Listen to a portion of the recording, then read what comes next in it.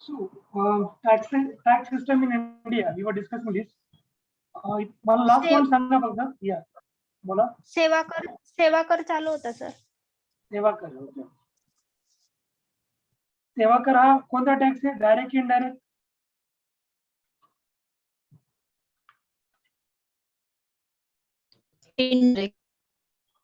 Indirect tax. ठीक आहे. Indirect टॅक्सचे प्रकार असतात, डायरेक्ट टॅक्सचे प्रकार नसतात.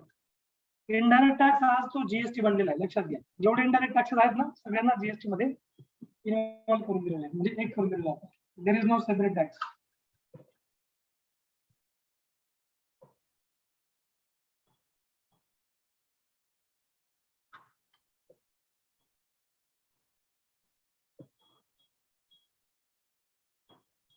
वस्तूवरील व सेवांवरील कर आकारणी. सो हे आपण डिस्कस केलं होतं, कस्टम ड्युटी वगैरे, value added tax. Have we discussed all this?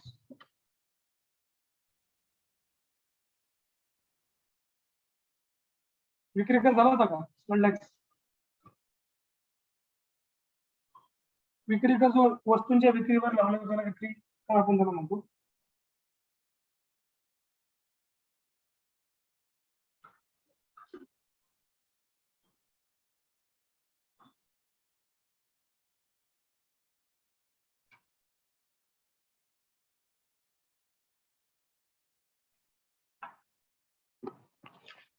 बोला.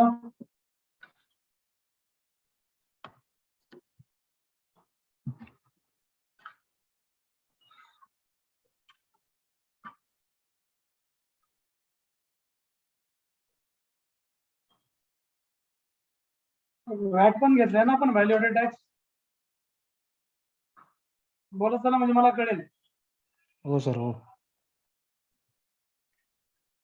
कुठे एक्झॅक्टली आपण लास्ट लेक्चर मध्ये थांबलो होतो ते मला फक्त सांगा. भारतातील व्हॅटचा इतिहास आपण घेतला. सेवा कर सर्व्हिस टॅक्स. ओके, इथपर्यंत म्हणताय ना तुम्ही. थोडासा प्रिव्हियस स्लाइड आपण घेऊन घेऊ, इथून पुढे आपण स्टार्ट करूया. ही स्लाइड मोठी आहे, त्यामुळे वन पूर्ण एंटायर लेक्चर लागलेला. ठीक आहे. मूल्यवर्धित व्हॅट. व्हॅटचा हिस्ट्री जर बघितला, इथे मी तुम्हाला दिलेलं आहे खाली.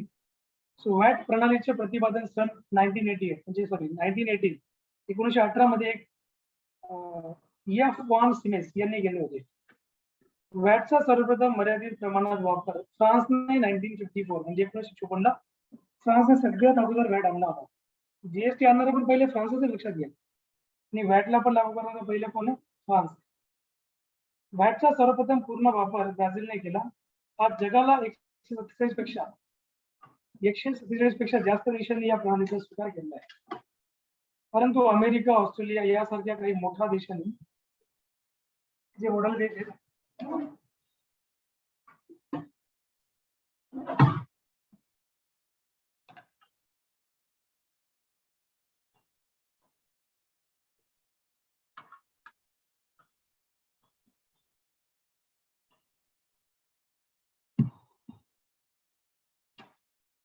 हे जे देश आहेत, 147 पेक्षा जास्त देशांनी या प्रणालीचा स्वीकार केला. परंतु अमेरिका, ऑस्ट्रेलिया यासारखे जे काही मोठे जे देश आहेत, देशांनी व्हॅट प्रणाली स्वीकारली नाही. केंद्रीय विक्री कर. एका राज्यात दुसऱ्या राज्यात वस्तूची विक्री झालाय, त्याला आपण म्हणतो केंद्रीय विक्री कर लागू होतो. म्हणजे one state to another. Gujarat to Maharashtra, समजा गुजरातचं प्रोडक्ट आहे महाराष्ट्रात विकायला आलं, किंवा महाराष्ट्राचं प्रोडक्ट आहे गुजरातला विकला गेला, तर मग त्याच्यावर जो कर लागेल तो केंद्रीय विक्री कर लागणार. ठीक आहे. आपण सेंट्रल सेल टॅक्स म्हणतो आणि स्टेट सेल टॅक्स वेगळा असतो.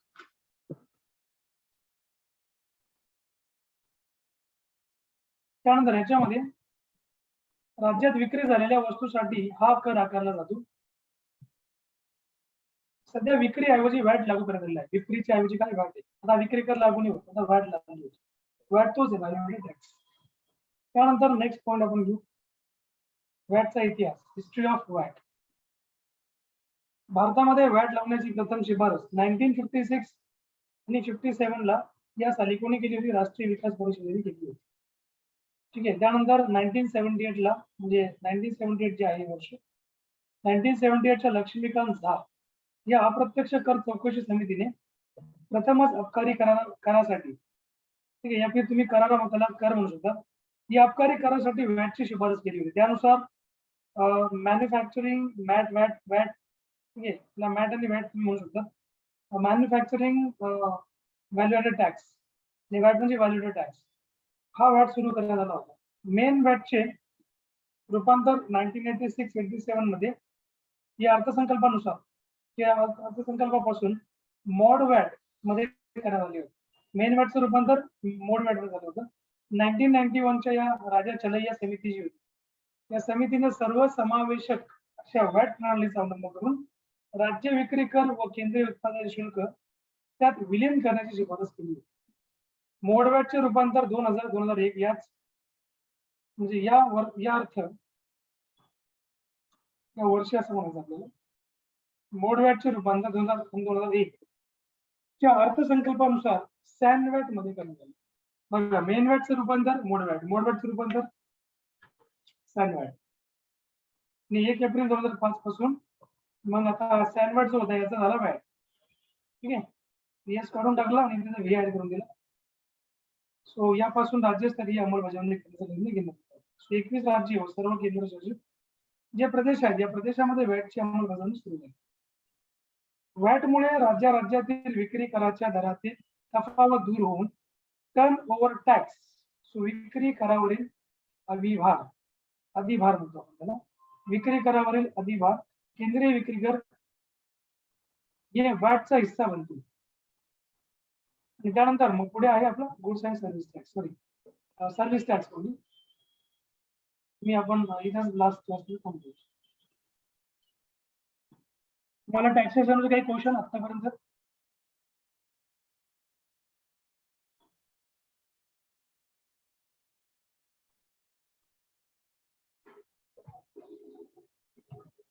Any question on taxation? आपल्या याच्या अगोदर पण एक क्लास झाला, तिसरा क्लास आपण टॅक्सवर घेतोय. टॅक्स सिस्टम इन इंडिया हे याचा पार्ट 2 आहे. आणि याच्या अगोदर आपण पार्ट 1 घेतला आणि पार्ट 1च्या अगोदर आपण स्ट्रक्चर बघितलं taxes, tax structure in India. ठीक आहे. सो सर्व्हिस टॅक्स 1994-95 पासून सेवा कर आकारण्यात येत आहे. ठीक आहे, कधीपासून? 1994-95 पासून. आणि 96 वी जी घटना दुरुस्ती आहे, 86व्या घटना दुरुस्तीने या घटनेमध्ये 268 हे कलम टाकून सेवा करास घटनात्मक दर्जा देण्यात आला. सो या कराची आकारणी केंद्र सरकार करते, तर वसुली राज्य सरकार करत असते. देशाची सर्व्हिस टॅक्स आकारणी कोण करणार? केंद्र. आणि वसूल कोण करणार? राज्य. नंतर मग केंद्र काय म्हणणार राज्याला? द्या इकडे. ठीक आहे, मग नंतर मग उद्धव ठाकरे म्हणणार जा तिकडे. अशा प्रकारे मग तुम्ही बघितलं असेल ना, सेंटर आणि स्टेट नेहमी काही ना काही टॅक्सेस यांच्यात वाद चालू असतात. ठीक आहे. सो आता एवढा पूर आला, महापूर, अजून तर काही केंद्राने घोषित नाही केलं. बघूया, कारण पैसा नाही केंद्राकडे, टॅक्स कमी वसूल झाला. सो महसुली उत्पन्नाची वाटणी केंद्र सरकारी व राज्य सरकार यामध्ये करण्यात येते. बरोबर, महसुली उत्पन्नाची वाटणी. सध्या सेवा कराचा जो दर आहे तो किती? 10%.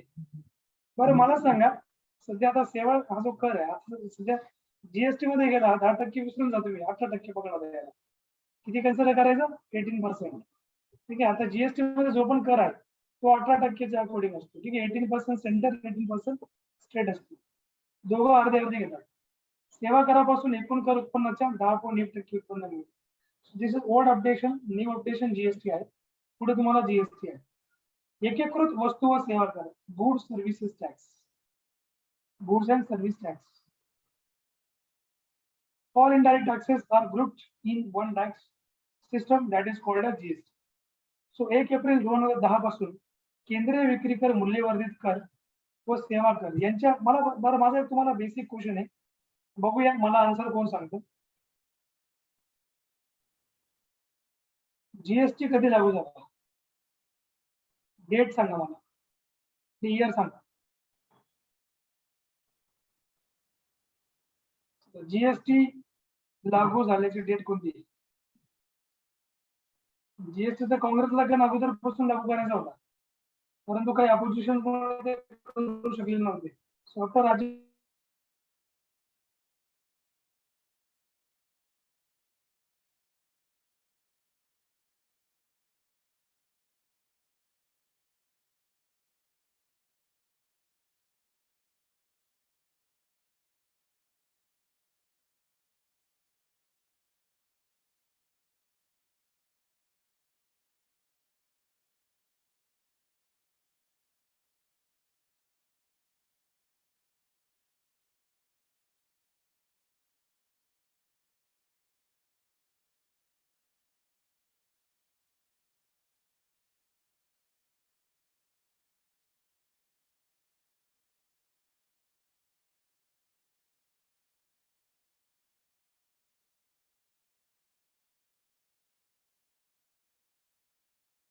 जीएसटी आता लागू झाला है। मैडम होस्ट का राइट दो मुझे, डिसेबल हो गया था।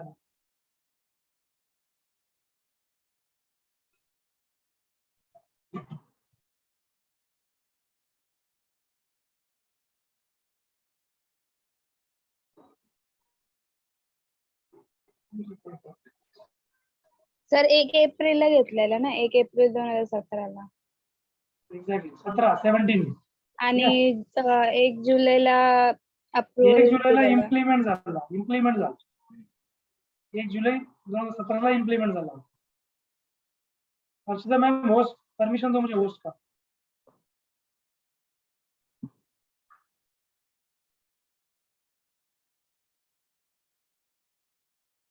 हर्षदा मैम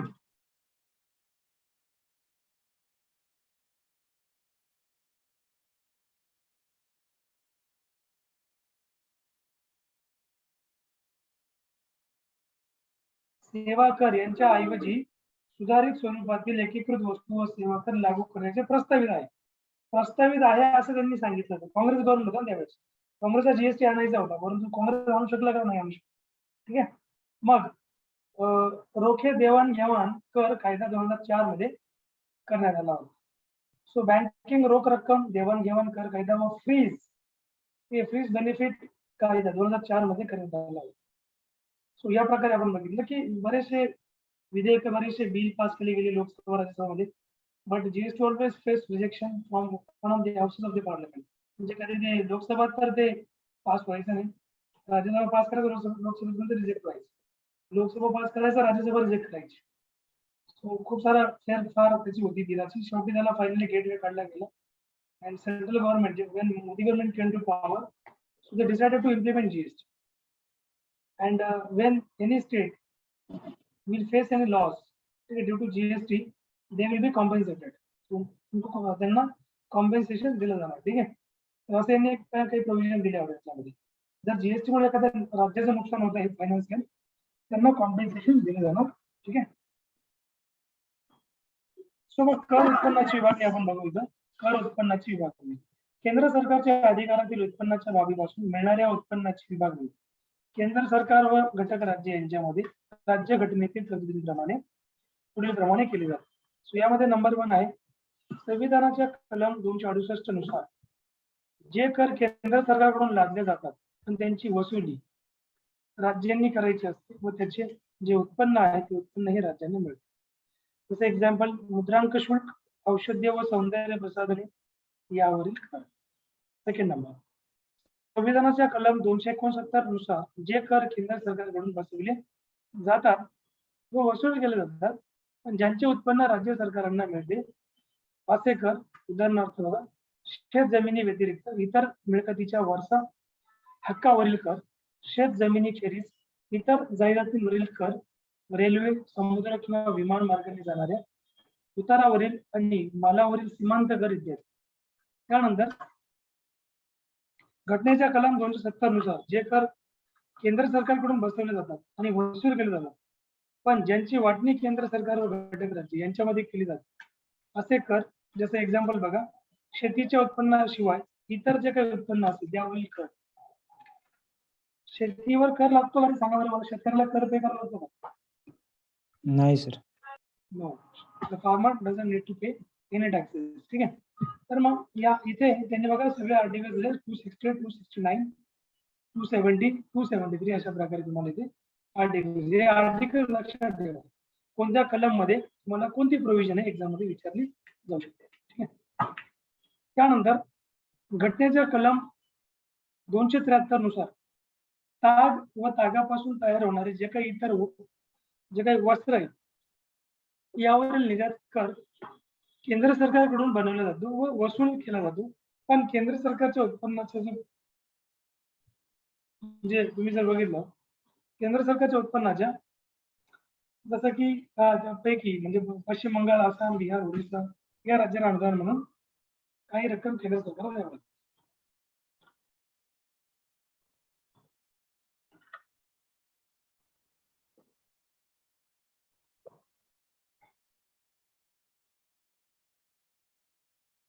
तागाचं सगळ्यात जास्त उत्पन्न कुठून आहे? ताग उत्पादन करणारे सगळ्यात अग्रेसर राज्य आहे ते बंगाल, आसाम, बिहार आणि ओरिसा. बिहार नाही पण बंगाल, आसाम आहे.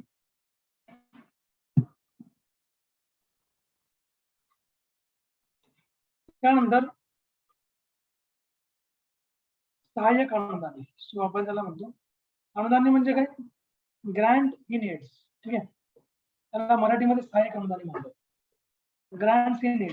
आता हे तुम्हाला मी पॉलिटिक्स मध्ये जेव्हा पार्लमेंट, आपण हा चॅप्टर पॉलिटिक्स सध्या चालू आहे कोणाचा, युपीएससी बॅच इव्हिनिंग, आणि एमपीएससी बॅच मध्ये मी हे पण तुम्हाला शिकवतो. Appropriation bill, grants in aid, त्याला कोण परमिशन देणार, कोण काय करणार. ठीक आहे,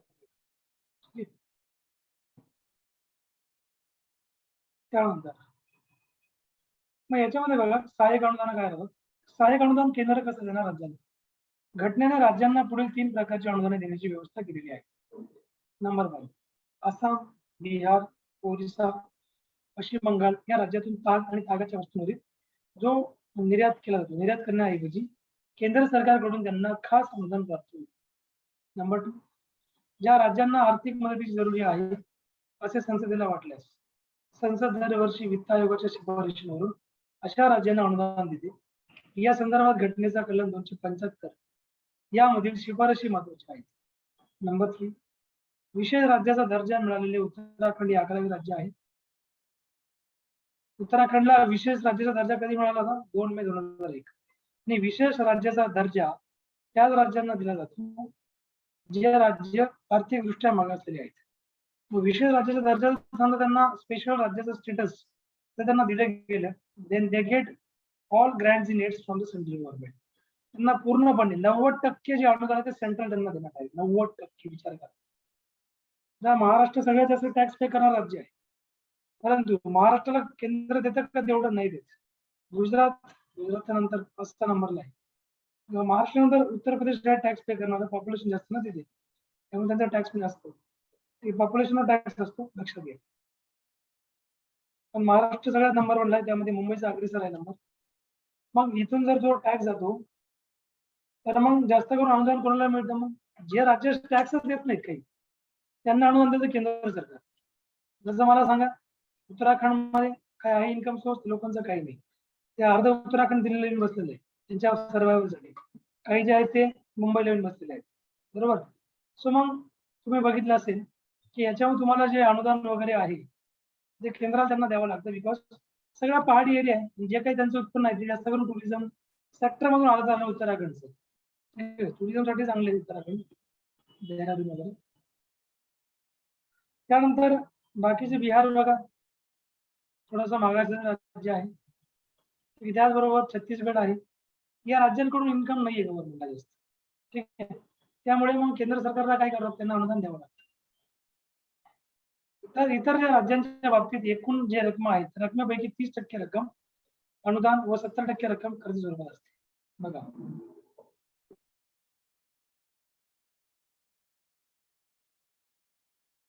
त्यांनी काय विशेष राज्याचा दर्जा ज्या राज्याला मिळालेला असतो त्या राज्याला केंद्रीय सहायता योजनेतून मिळालेल्या एकूण रकमेपैकी 90% अनुदान म्हणून मिळते, तर 10% रक्कम कर्ज म्हणून दिली जाते त्या राज्यांना. तर इतर राज्यांच्या बाबतीत इतर एकूण जो रक्कम त्या रकमेपैकी 30% रक्कम अनुदान. आता समजा महाराष्ट्र आहे, महाराष्ट्राला विशेष राज्याचा दर्जा आहे का? नाही.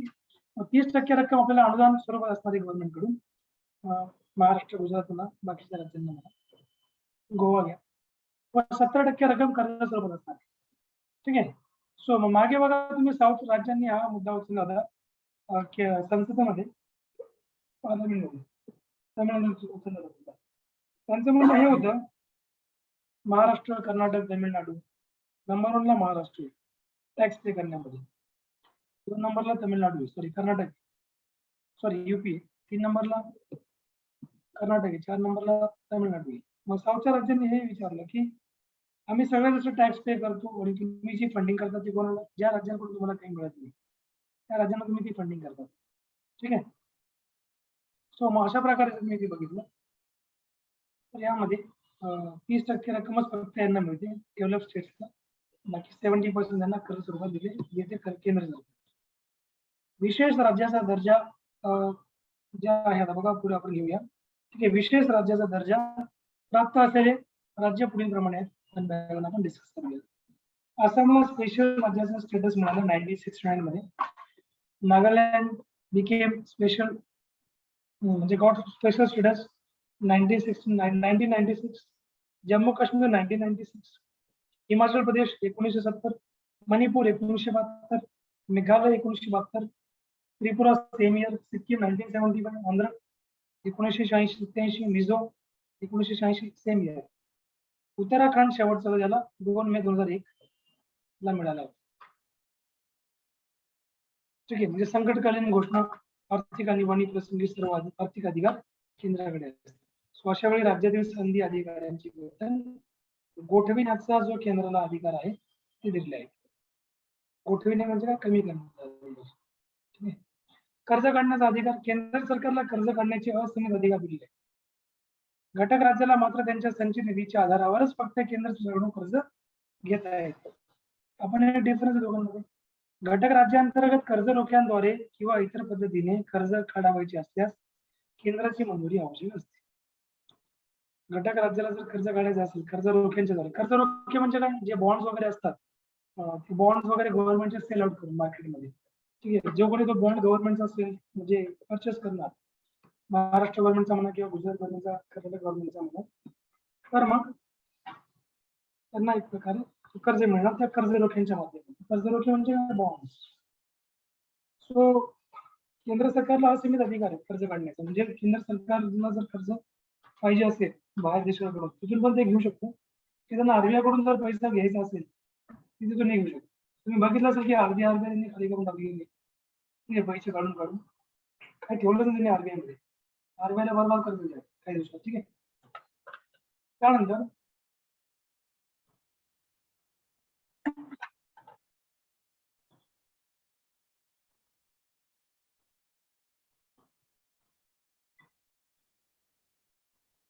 बरं, आता जे गव्हर्नमेंट बघा, गव्हर्नमेंट जेव्हा बॉन्ड्स वगैरे मार्केटिंग सेल करते, ते बॉन्ड सेल करून त्यांना जो पैसा मिळतो तो पैसा गव्हर्नमेंट काय करतं, डेव्हलपमेंट स्कीमवर स्पेंड करतं. ठीक आहे, किंवा मग सोशल स्कीमवर स्पेंड करतं गव्हर्नमेंट. ठीक आहे, किंवा मग काहीतरी कोणी इन्व्हेस्टमेंट करणार आणि तिथून तो पैसा मग ती कमवतो. तर मग हे जे अधिकार आहेत हे राज्यांना कमी आहेत, केंद्राला जास्त. आणि मग हे जे याला जे म्हणतो आपण की बॉन्डची खरेदी विक्री जी अशा मार्केटमध्ये केली जाते जे कोणी विकत घेऊ शकते ना, तर अशा मार्केटला काय म्हणतात, ओपन मार्केट ऑपरेशन म्हणतात. OMO इकॉनॉमिक टर्म आहे, लक्षात घ्या. जिथं गव्हर्नमेंट बॉन्डची खरेदी विक्री केली जाते, सेल अँड परचेसिंग केली जाते. ठीक आहे,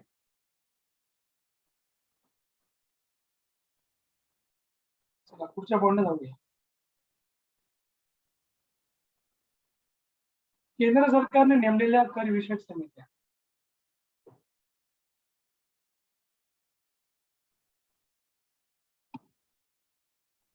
तर यामध्ये पहिली जी आहे जॉन मथाई समिती 1952. तुम्ही काय करा, या समित्यांच्या नावं लिहून जाऊन तुम्हाला हे लक्षात ठेवणं गरजेचं असतं. म्हणजे लक्षात ठेवून तुम्हाला सोपं करा. तुम्हाला कधी कधी काय विचारणार एक्झाम मध्ये, त्यांच्या पेअर विचारतात, मॅच द फॉलोइंग पेअर्स. तुम्हाला हे फॉलो पाहिजे, माहिती पाहिजे. डॉक्टर जॉन मथाई समिती आहे, 1952 ची आहे. केंद्र सरकारने प्रत्यक्ष कराचा अभ्यास करण्यासाठी ही समिती नेमली होती. आयकर व जमीन महसुलाच्या दरात वाढ करावी, शेती उत्पन्नावर राज्य सरकारने उत्पन्न प्राप्ती करावा, सरकारला कर्ज उपलब्ध व्हावे, तसेच गुंतवणुकीत वाढ व्हावी यासाठी करात काही सूट देण्यात यावी. नंतर प्राध्यापक कॅल्डोर समिती 1956. भारत सरकारने महसूल वाढीच्या करामध्ये मार्ग शोधण्यासाठी केंब्रिज विद्यापीठातील अर्थतज्ञ प्राध्यापक कॅल्डोर यांच्या अध्यक्षतेखाली एक समिती नेमली होती. आणि या समितीने खर्च कर, संपत्ती कर, त्यानंतर देणगी कर या प्रत्यक्ष करांची अंमलबजावणी करण्याची शिफारस केली होती.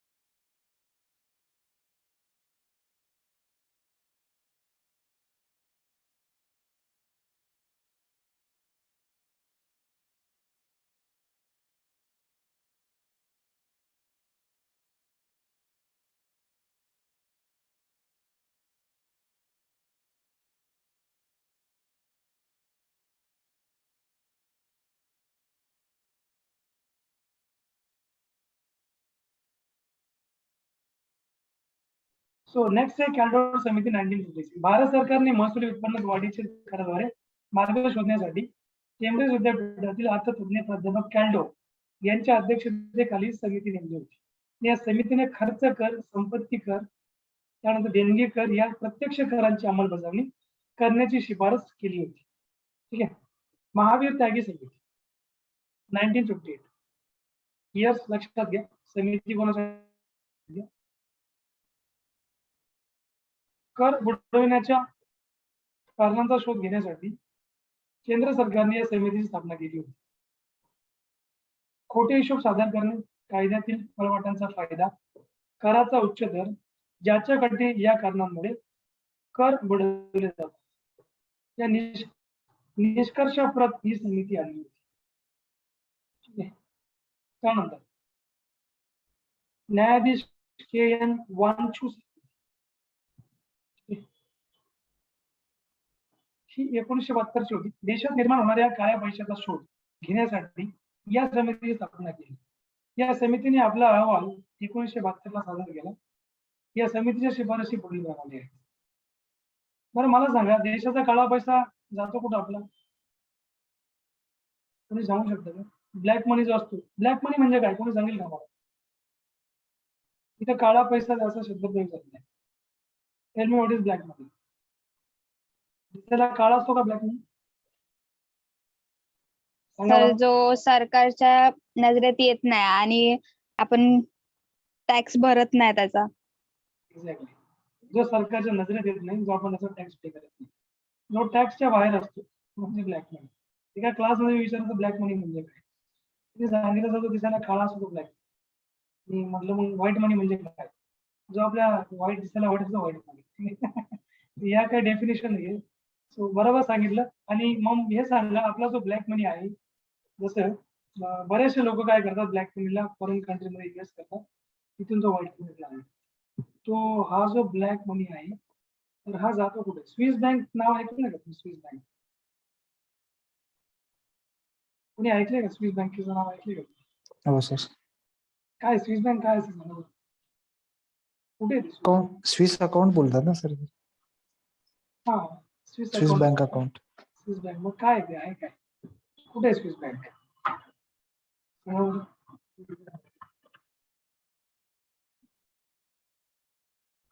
स्विस बँक कुठे आहे?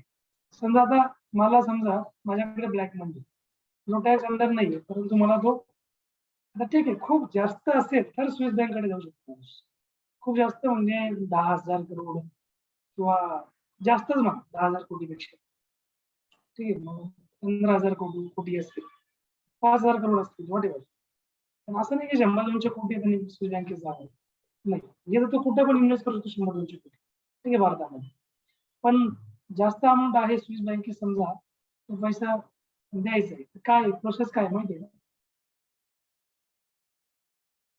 काय प्रोसेस सांगा मला स्विस बँकेत पैसा टाकायची?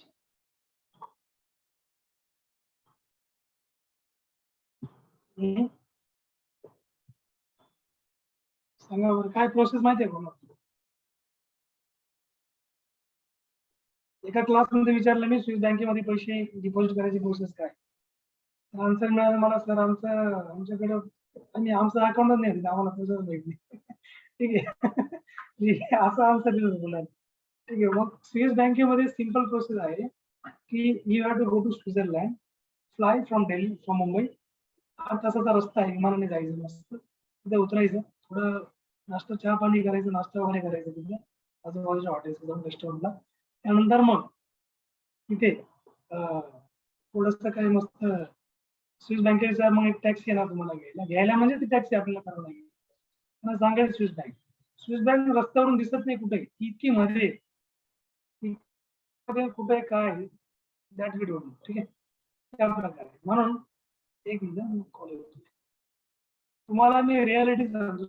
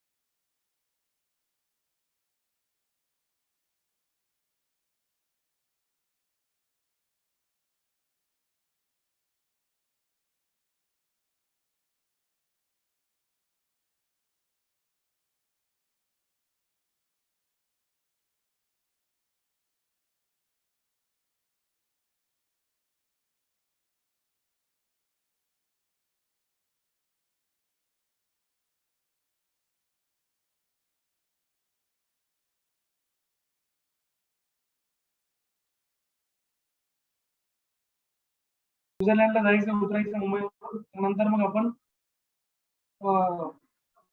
तिथून टॅक्सी पकडायची स्वित्झर्लंडच्या विमानतळाच्या बाहेरून. तिथून नंतर मग स्वित्झर्लंडच्या स्विस बँक जी आहे तिथे आपण उतरायचं. चेकिंग वगैरे होणार थोडीशी, मध्ये जाणार. मध्ये गेल्यावर तुम्ही मस्त आरामशीर बसायचं, थंड पाण्याचा ग्लास पाणी वगैरे प्यायचं. पाणी पिल्यानंतर मग तुम्हाला 2-3 एक्झिक्युटिव्ह येणार तुमच्याकडे, ब्लॅक गॉगल, ब्लॅक कोट ठीक आहे घातलेले एकदम, आणि पूर्ण आजूबाजूला पूर्ण सिक्युरिटी स्विस बँकच्या, ठीक आहे, पूर्ण कमांडो सिक्युरिटी त्यांची. त्यानंतर मध्ये तुम्हाला विचारतील, do you want to open an account? तुम्ही म्हणणार yes. How much money you have? तुम्हाला how much money you want to invest? तुम्ही तेव्हा सांगायचं 20 लाख करोड, सॉरी 20,000 करोड, ठीक आहे. त्याकडे 20 लाख कोटीची आपली हे पण नाहीये. भारताचा अर्ध म्हणजे 50% रेव्हेन्यू आहे भारताचा, ठीक आहे. त्या अकॉर्डिंग मग तुम्हाला ते घेऊन जातील मध्ये. अकाउंट ओपन करते, तुमचा पासवर्ड आयडी जनरेट करते, तुम्हाला ते म्हणतो ना आपण बायोमेट्रिक करतील तुमची. तो पैसा तुम्ही कोणाला ट्रान्सफर करू शकता? No one. जर तुम्ही समजा तुम्ही म्हणजे एखादी व्यक्तीने केल्या, तुम्हाला एक सांगतो मी, जगनमोहन रेड्डी आंध्रचे सीएम आहे, त्यांचे फादर हेलिकॉप्टर क्रॅश मध्ये मेले होते. सीएम असतानाच मेले होते, हेलिकॉप्टर क्रॅश झाले. त्यांची काहीतरी जवळपास 2.5 का 3 लाख करोडची संपत्ती होती स्विस बँकेला. सगळी संपत्ती चालली गेली, काहीच नाही, नो रेकॉर्ड. ती संपत्ती ट्रान्सफर होत नाही दुसऱ्याच्या नावावर, ठीक आहे. जर ट्रान्सफर करायचे असेल तर तो जिवंत असताना तो ट्रान्सफर करू शकतो, अदरवाईज नेव्हर पॉसिबल. बाळासाहेब ठाकरेंचा पण सेम झालं. मरण्याच्या अगोदर त्यांनी उद्धव ठाकरेंचा थंब घेतला आणि ट्रान्सफर करून दिलं, ठीक आहे. सो त्या प्रकारे याला म्हणतो आपण स्विस बँकेतला पैसे, म्हणजे ब्लॅक मनी. याला रेकॉर्डच नाही राहत ना ब्लॅक मनी, त्यामुळे गव्हर्नमेंटला कळणारच नाही एखाद्याचं अकाउंट आहे की नाही. गव्हर्नमेंटने तर मूर्खच काढलं आपल्याला 2014 मध्ये. So we will get back black money, काला पैसा आएगा, सबके अकाउंट में 15 लाख जाएगा, 15 रुपये पण नाही मिळाला. सो त्यामुळे ब्लॅक मनी काढणं इतकं सोपं नाही. त्यासाठी जगातल्या काही कंट्रीची परमिशन लागते, तरच ते पॉसिबल आहे. प्रत्येक देशाच्या जे मोठे मोठे व्यक्ती त्यांची तिथं ब्लॅक मनी आहे स्वित्झर्लंडमध्ये. म्हणून स्वित्झर्लंड इतका रिचेस्ट कंट्री युरोप मधला जो पण नाही जगातला, ठीक आहे. त्या प्रकारे हे बघितलं आपण वांशिक समिती. यांच्या शिफारसी काय होत्या? प्रत्यक्ष कराचे उच्च दर आहेत, उदाहरणार्थ प्राप्तिकर. प्रत्यक्ष कराची जाचक व किचकट प्रक्रिया आहे. येस. जर समजा तो व्यक्ती मेला, मग ते पैसे डुबाले का म्हणजे डुबाले ते वापस नाही भेटणार, वापस नाही, ते ट्रान्सफर पण होणार नाही. त्याचा मुलगा किंवा त्याची वाईफ किंवा त्याची मुलगी, त्याचा पुतण्या कोणी ते जाऊन त्यांना ते रेकॉर्ड देऊ शकत नाही. न होण्यातच जमाते म्हणजे. न होण्यात, येस. रिस्क आहे तिथं, पैसा इन्व्हेस्ट करणं रिस्क. ओके. माणूस कधी काय झालं मग तो ऑनलाईन त्याला करावं लागतं ना कुठे लगेच. का म्हणतो हा हेलिकॉप्टर क्रॅश मध्ये अचानक मिळत नाही मला, म्हणजे क्रॅश झालं डायरेक्ट डेथ झाली त्यांची, त्यामुळे. सो म्हणून ते डायरेक्ट रेकॉर्डच नाही राहिले. ते नॉमिनी बिमिनी असतं ना, म्हणजे त्याला त्यांनी नॉमिनी लागत नाही ना स्विस बँक मध्ये, म्हणून तो अच्छा नॉमिनी लागत नाही, म्हणून तो पैसा ट्रान्सफर होतो. नॉमिनीचा काही विषय नाही राहत, ते आपल्या रिस्कवर आपण इन्व्हेस्ट करायचं. नॉमिनी असला की मग टेन्शन नाही राहत, सगळा पैसा नॉमिनीला मिळून जातो. म्हणून स्विस बँकेला लोक मग काय जास्त इन्व्हेस्ट करतात, भरपूर करतात. त्यांच्याकडे मग हजारोची करोड, लाखोची करोडची संपत्ती जाऊ शकतात. तर एवढा पैसा जर सापडला कुठे ठेवणार? गोदामवर. तर मग बघितलं ना. आणि भारतामध्ये असं नाही, जबरदस्त पैसा आहे भारताच्या लोकांना. जगातले 3ऱ्या नंबरचे रिचेस्ट लोक भारतामध्ये. तरी आज भारत काय कंडिशन भारताची सगळ्यांना माहिती. डॉक्टर LK झा समिती, जुलै 1967. केंद्र सरकारने भारतातील अप्रत्यक्ष कराच्या धोरणाचा आढावा घेण्याकरता ही समिती नेमली होती. केंद्रीय अबकारी कराचे स्वरूप ही मॉडवॅट कर पद्धतीचे स्वीकारावे अशी शिफारस या समितीने केली होती. ती शिफारस 1986 साली लागू करण्यात आली होती. त्यानंतर पुढे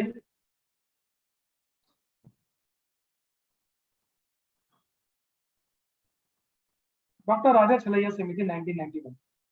प्रत्यक्ष व अप्रत्यक्ष कर विषयक समिती दीर्घकालीन कर शिफारस 30 कंपन्यांवरील कर पडण्याचा ही 51.57% 40% परदेशी कंपन्यांसाठी यामध्ये 10% पेक्षा जास्त तफावत असते.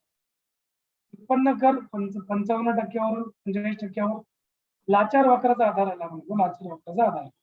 अन्य म्हणजे 45% अन्य व्याज कर रद्द करावा. 25,000हून जास्त रुपयाचे जे कृषी उत्पन्नावर जो कर लावावा तो छोट्या व्यापाऱ्यांना एक रकमी कर अप्रत्यक्ष टप्प्याने मूल्यवर्धित करामध्ये रूपांतरित करावे. लाभकारी कर म्हणतात.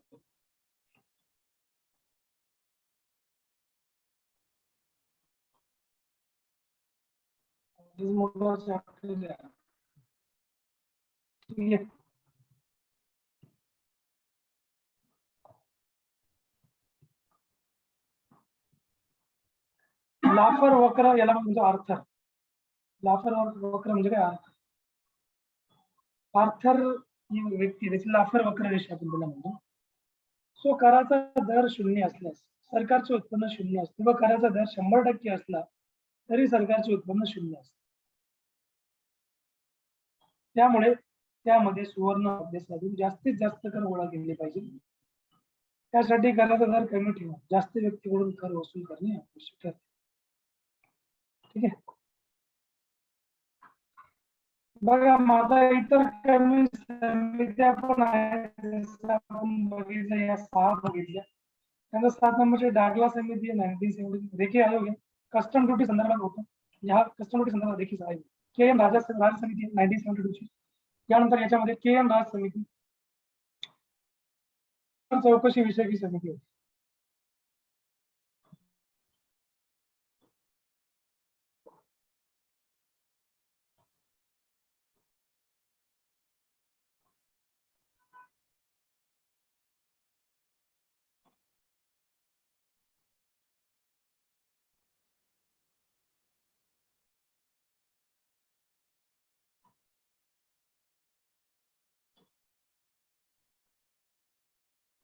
त्यानंतर राजमन्नार समिती केंद्र राज्य कर संबंध विषयक समिती होती. त्यानंतर सरकारी आयोग आहे 1984 केंद्र राज्य संबंध होता. अहवाल सादर 10 जानेवारी 1987. सीसी चौकशी समिती आहे चुकीचा अर्थ वर्णाविषयी होती. ऍक्टवर्थ समिती 1921 ची. रेल्वेचा स्वतंत्र अर्थसंकल्प मांडण्याची शिफारस केली होती त्याच्यामध्ये. डॉक्टर के जी परांजपे समिती आहे जिल्हा नियोजनाचा अभ्यास विषय होता. 15 नंबर आहे व्हीव्हीएन बोस समिती परिव्यय अंकेक्षण विषय होती समिती. 10व्या योजनेमध्ये कर धोरणात उपाय सुचवण्यासाठी समिती होती. शोभ अहवाल होता 2001. ठीक आहे. प्रत्यक्ष कर विषयक केळकर समितीच्या शिफारसी स्थापना सप्टेंबर 2002 ला प्रत्यक्ष कराबद्दल शिफारसी करण्यासाठी अर्थमंत्र्यांचे सल्लागार डॉक्टर विजय केळकर यांच्या अध्यक्षतेखाली 11 सदस्यांची एक समिती नेमण्यात आली होती.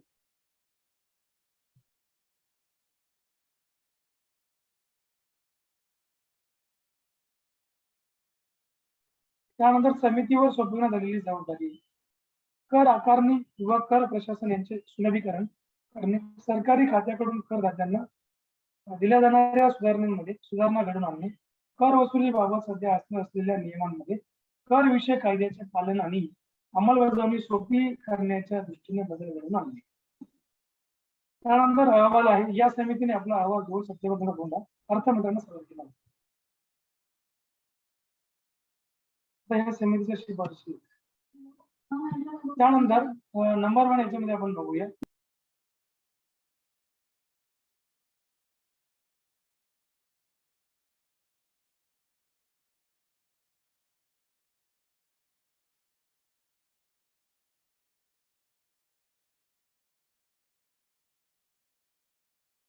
त्यानंतर समितीची शिफारसी नंबर 1 शिफारस काय होती? सरकारला कराद्वारे मिळणारा महसूल आणि देशाचे स्थूल उत्पन्न यांचे गुणोत्तर वाढवण्याचा उपाय हा कर आकारणीच्या दरात म्हणजे दराची एक वाढ करणे हा नसून तर कर रचना सोपी करणे हा त्याचा उद्देश आहे. कर प्रशासनामध्ये सुधारणा घडविणे आणि देशातील करदात्यांची संख्या वाढविणे हे त्याचे उपाय आहेत. काही विशिष्ट कर म्हणजे कारणांसाठीच करामध्ये सवलती देण्याचा फायदा केवळ त्या सवलतीचा वापर करून घेणाऱ्यांनाच होतो. याउलट कराचे दर कमी केल्याने सर्वच करदात्यांना फायदा होतो. सध्या कर प्रशासनावर केल्या जाणाऱ्या एकूण खर्चापैकी केवळ 1% रकमेचा वापर हा करदात्यांना विविध सेवा आणि सुविधा पुरवण्यासाठी केला जातो. हे जे प्रमाण आहे 5% वाढवावे. ईमेल आणि इंटरनेटचा वापर वाढवणे आणि या इतर माध्यमातून कर भरण्याची जी सुविधा आहे ती उपलब्ध करून देणे. ठीक आहे. मग देशातील सर्व नागरिकांनी किंवा नागरिकांना एक सामाजिक सुरक्षितता क्रमांक म्हणून पॅन क्रमांकाचा वापर करावा. जास्तीत जास्त आर्थिक व्यवहारांमध्ये पॅन क्रमांकाचा उल्लेख अनिवार्य करावा. पॅन क्रमांक म्हणजे ना पॅन कार्ड. सो आयकर विभागाविरुद्ध दखल घेण्यासाठी लोकपालांची नियुक्ती करण्यात यावी. शेतीतून मिळणाऱ्या उत्पन्नावर आयकर आकारण्याची शिफारस या समितीने केली. भारतीय राज्य शेतीतून मिळणाऱ्या उत्पन्नावर केंद्र सरकारला कर आकारता येत नाही. मात्र घटनेचा कलम 252 नुसार राज्य सरकारने एक ठराव संमत करून राज्य सूचीतील विषयावरही आपला कायदा बनवण्याचा अधिकार केंद्र सरकारला देऊ शकतो. ठीक आहे.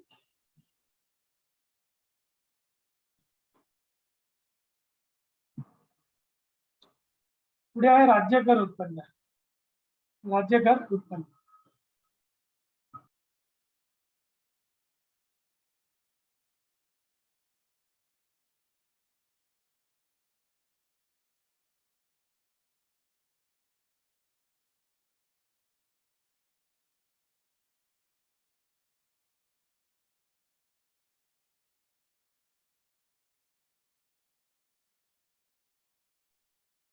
भारतात संघराज्य पद्धती स्वरूपात प्रशासन व्यवस्था असल्यामुळे राज्यांची सामाजिक तसेच आर्थिक प्रगती साधण्याची जबाबदारी राज्य सरकारवर आहे.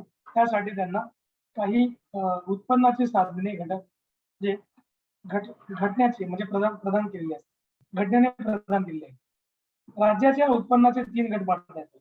पहिला आहे राज्य सरकार कर आणि केंद्र सरकारकडून मिळणारा करातील वाटा. बरं मला सांगा, जीएसटी अकॉर्डिंग केंद्र सरकार राज्यांना किती टक्के वाटा देते? करांचा किती टक्के वाटा देतो सांगा, कोणी सांगू शकता का? जीएसटीचा एकूण जो टॅक्स आहे त्याच्यातून राज्याला किती टक्के जीएसटी म्हणजे किती टक्के शेअर मिळतो? आणि पण सांगा बरं.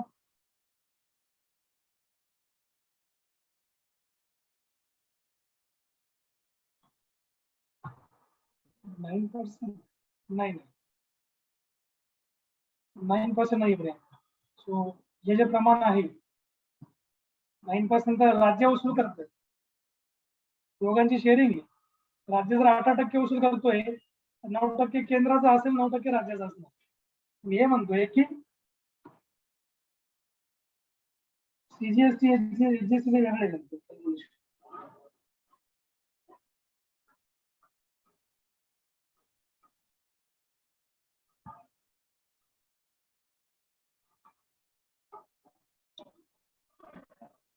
थोडासा टी ब्रेक घेतो मी जस्ट.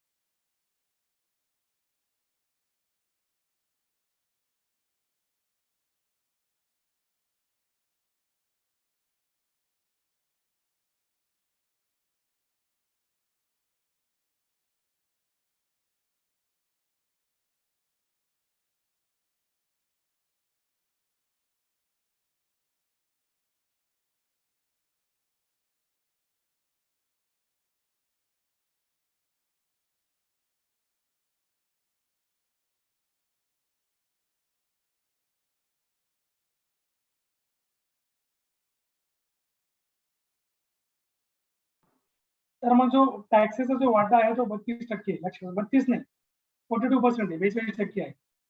42 100%तून 42% जो शेअर आहे तो केंद्राला राज्यांना द्यावा लागतो. एकूण सगळ्या टॅक्स कलेक्ट केल्यावर मी सांगतो. पहिले जेव्हा जीएसटी नव्हता, पहिले इनडायरेक्ट टॅक्स होते, तेव्हा हा 32% शेअर होता. 32% केंद्र राज्यांना शेअर करणार. आता किती 42% आहे, लक्षात घ्या.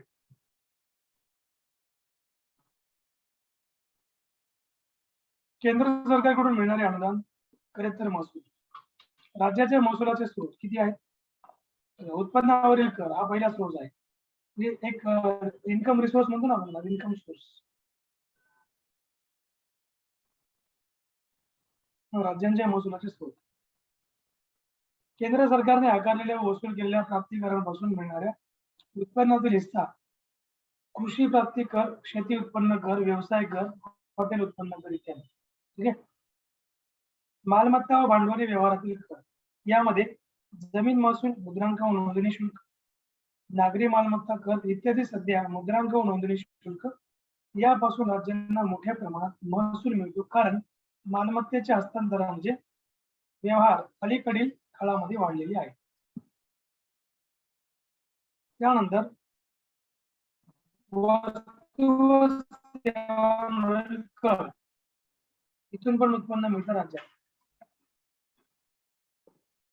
वस्तूवरील कर राज्याच्या उत्पन्नाचा एक महत्वाचा मार्ग आहे.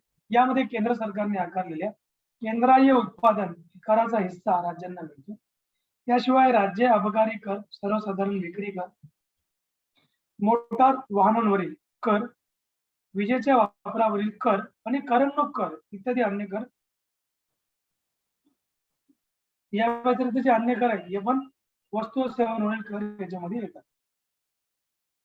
राज्यांच्या खरेतर मार्गाने मिळणारा महसूल यामध्ये प्रामुख्याने सहाय्यक अनुदानाचा समावेश होतो. मुलकी कामे, पाणी पुरवठा, दवाखाने व सार्वजनिक आरोग्य इत्यादी पासून उत्पन्न मिळते. व्याज, लाभांश, सर्वसाधारण सेवा, आर्थिक व सामाजिक सेवा यापासून घटक राज्यांना उत्पन्न मिळते.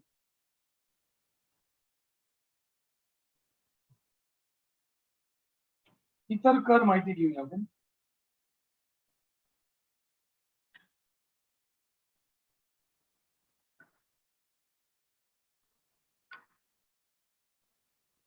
यामध्ये बघा, किमान पर्यायी कर आहे मिनिमम ऑल्टरनेट टॅक्स, ज्याला आपण मॅट म्हणतो. हा कर महामंडळ कराशी संबंधित आहे. ज्या कंपनी आपल्या जमा खर्चात मोठा नफा दाखवतात, मात्र विविध कर सवलती, कर कपात, कर प्रोत्साहन इत्यादीमुळे कराच्या जाळ्यातून सुटतात अशा कंपन्यांवर मॅट आकारला जातो. मॅट हा कर 1996-97 अर्थसंकल्पापासून आकारण्यात येतो. 2011-12 अर्थसंकल्पात या कराचा दर जो तो 18.5%, 18.5% इतका करण्यात आलेला आहे. आता तो जीएसटी मध्ये गेला, परंतु पहिले जो होता ना मिनिमम ऑल्टरनेट टॅक्स, हे कंपन्यांचं जे उत्पन्न राहायचं का त्याच्या म्हणजे उत्पन्नाचा नफा, जे प्रोडक्शन करून नफा जे कमवायचे ना त्याच्यावर जो कर लागायचा तो मिनिमम ऑल्टरनेट टॅक्स. पुढे देणगी कर, गिफ्ट टॅक्स. म्हणजे किती टॅक्स बघा, पहिले tax upon tax upon tax, this is called as cascading effect. ठीक आहे. देणगी कर, गिफ्ट टॅक्स, मग कास्केडिंग जो इफेक्ट होता, हा कास्केडिंग इफेक्ट कमी करण्यासाठी the government implemented GST and all these taxes grouped into one line. So Nicholas Kaldor यांच्या शिफारसीनुसार हा कर जो आहे एप्रिल 1958 पासून आकारण्यास सुरुवात झाली. 1990-91 अर्थसंकल्पापासून तो देणगी स्वीकारणाऱ्यावर आकारण्यास सुरुवात झाली. 1998-99 अर्थसंकल्पात अर्थमंत्री यशवंत सिन्हा यांनी तो कर रद्द केला होता. यशवंत सिन्हा 98-99 बीजेपी गव्हर्नमेंट त्यावेळेस वाजपेयी. सो आता स्वीकारलेली जी देणगी आहे त्याच्या उत्पन्नाचा हिस्सा मानला जातो. त्यानंतर संपत्ती कर, वेल्थ टॅक्स. मे 1957 पासून प्रोफेसर निकोलस कॉल्डॉर यांच्या शिफारसीनुसार हा कर आकारण्यास सुरुवात झाली. व्यक्ती, हिंदू, अविभाजित कुटुंबे इत्यादींच्या संचित संपत्तीवर हा कर आकारला जातो, मग तो चालू करायचा असतो. 1992-93 अर्थसंकल्पापासून अर्थमंत्री मनमोहन सिंग यांनी उत्पादनक्षम मालमत्तेवरील उदाहरणार्थ शेअर्स संपत्ती कर रद्द केला व तो फक्त अनुत्पादक मालमत्तांवर म्हणजे उदाहरणार्थ गेस्ट हाऊसेस, राहती घरे, दागिने आकारण्याचे त्यांनी त्याच्यावर आकारण्याचे निश्चित केले होते. एप्रिल 1993 पासून तो 15 लाख रुपये पेक्षा अधिक मालमत्ता 1% या दराने आकारण्यात येतो. ठीक आहे. आणि या अकॉर्डिंग आपण आबकारी कर किंवा उत्पादन शुल्क एक्साइज टॅक्स आपण याला म्हणतो. ठीक आहे. या आबकारी कर किंवा उत्पादन शुल्क एक्साइज टॅक्स आपण याला म्हणतो. याच्यामध्ये काय बघा, देशांतर्गत उत्पादन झालेल्या वस्तूंवर हा कर आकारण्यात येतो.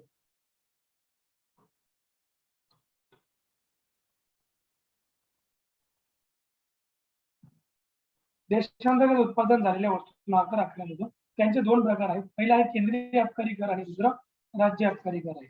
राज्य आबकारी कर हा राज्यांचा कर असून तो मादक द्रव्य, ड्रग्ज, संसाधने इत्यादींच्या उत्पादनावर आकारण्यात येतो. सो त्या व्यतिरिक्त इतर वस्तूंच्या उत्पादनावर केंद्रीय आबकारी कर आकारण्यात येतो. नंतर आहे सीमा कर, कस्टम ड्युटी. यात आयात कर व निर्यात कर यांचा समावेश असतो. आयात कराला टॅरिफ असे म्हणतात. आयात कर म्हणजे काय? टॅरिफ. निर्यात कर म्हणजे काय? टॅरिफ. दोघांना टॅरिफच म्हणतात. त्यांनी असं म्हटलं की आयातला टॅरिफ, आयातला नाही, दोघांना टॅरिफ म्हणतात. आता आपण एखादी गोष्ट इम्पोर्ट केली, समजा आपण अमेरिकेतून गोल्ड परचेस केला किंवा आपण इराणकडून आपण पेट्रोल खरेदी केली, आपण crude oil, petrol crude oil, तर मग आपण ते काय केलं? आयात केलं, बरोबर, इम्पोर्ट केलं. मग त्याच्यावर इम्पोर्ट ड्युटी लागू होणार. त्या इम्पोर्ट ड्युटीला म्हणतात टॅरिफ. त्यालाच कस्टम ड्युटी पण म्हणतात. कस्टम हेच असतं मग इम्पोर्ट एक्सपोर्ट टॅक्स म्हणजे कस्टम ड्युटी. भारतात प्राप्त होणाऱ्या एकूण सीमा शुल्कांपैकी 99% महसूल आयात करातून मिळतो, तर केवळ 1% महसूल निर्यातीतून मिळत असतो. तर अशा प्रकारे आजचा आपण हा क्लास एंड करतो. हे सगळे टॅक्स आपण डिस्कस केले.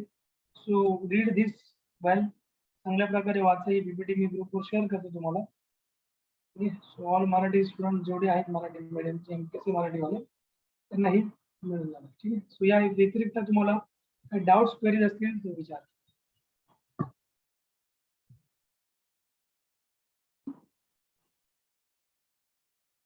विचारा बघा. निवन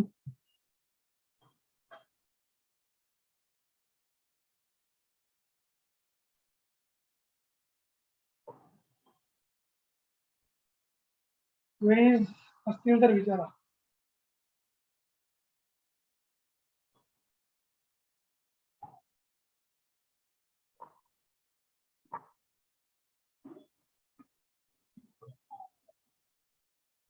सर हिस्ट्रीची पण बाकी आहे ती पीपीटी आली नाही. कुठली? हिस्ट्री मागच्या क्लासची का? हा सर, मागच्या आणि आजच्या क्लासची. आजचं मी पूर्ण कम्प्लीट करू का? सेशन पाठवून देतो. आणि मागच्या जे क्लासची पीपीटी आहे का, ओके सर. तुम्हाला मी वृत्तपत्रांचा सर. महाराष्ट्रातील वृत्तपत्रांचा इतिहास ना. हा सर, आणि भारताचं सर, बाकी दोन्ही होते ना. दोन्ही पाठवतो. दोन्ही आज आपण ओके, पूर्ण ओके. केले का चॅप्टर ते, की बाकी आहे काही?